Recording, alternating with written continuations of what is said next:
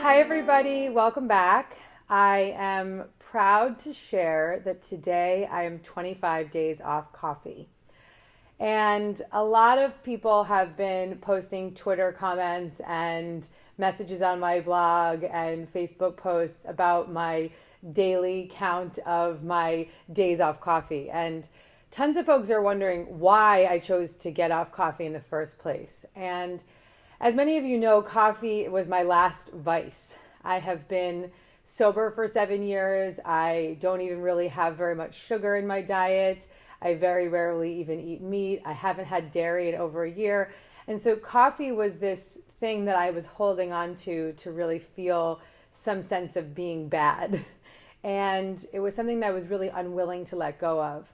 But there was this voice inside of me that was calling me and begging me to just drop it. And sometimes we have those inner voices that are saying this isn't right for you, but we're just not ready to let it go yet. And there was many attempts throughout the past year to just let it go completely. In 2012, the turn of 2012, I was making a commitment to do 90 days off coffee. I woke up on January 1st and walked right to the coffee shop. So I just wasn't ready yet, and I wasn't willing. But there was something that clicked recently. And sometimes when we start to open up to that space within us where we become more open to change, that's when the guidance that we need comes in. And there was this very loud voice that kept saying, this isn't working, this isn't working. I was in Mexico doing a talk and I had this huge pot of coffee on the desk and I knocked the whole pot over. And there was these really loud noises that were coming from the universe saying, stop, get rid of this. And then there was this experience I had where I was visiting my Kundalini teachers in Los Angeles at the Golden Bridge studio in Los Angeles.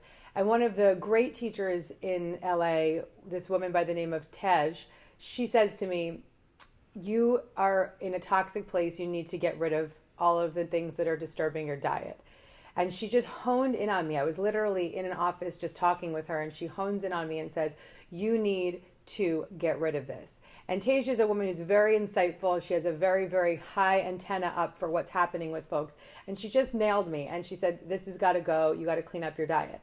And so I heard that really loudly. And sometimes those messages are coming through people. Sometimes it's the coffee pot falling on the floor.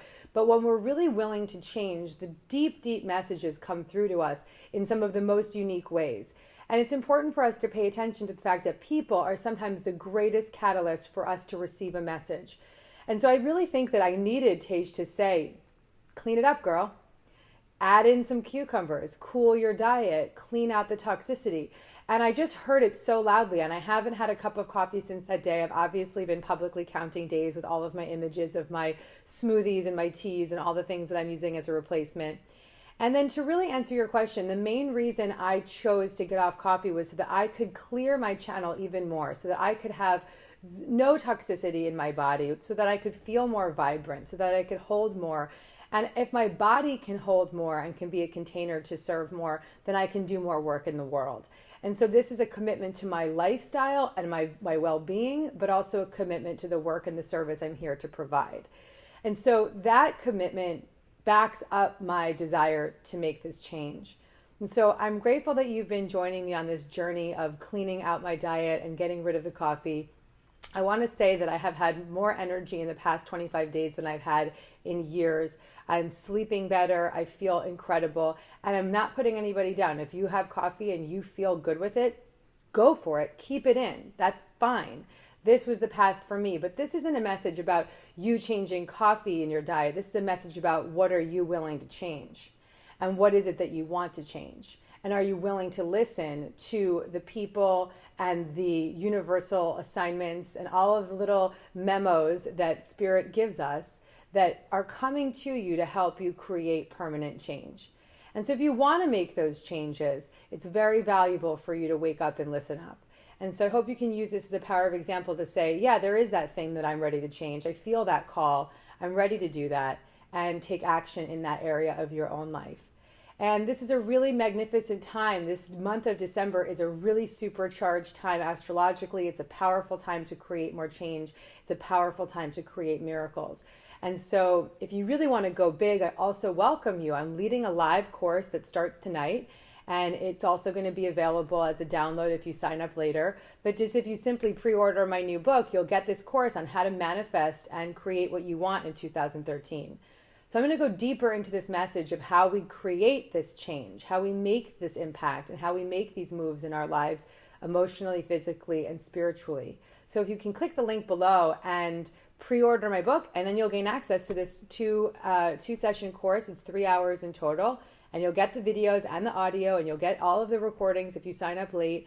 And I'd love for you to join me. This is such a pleasure and a gift to be able to teach you the tools that I apply to my own life and to give you the lessons that I hope you can bring into yours.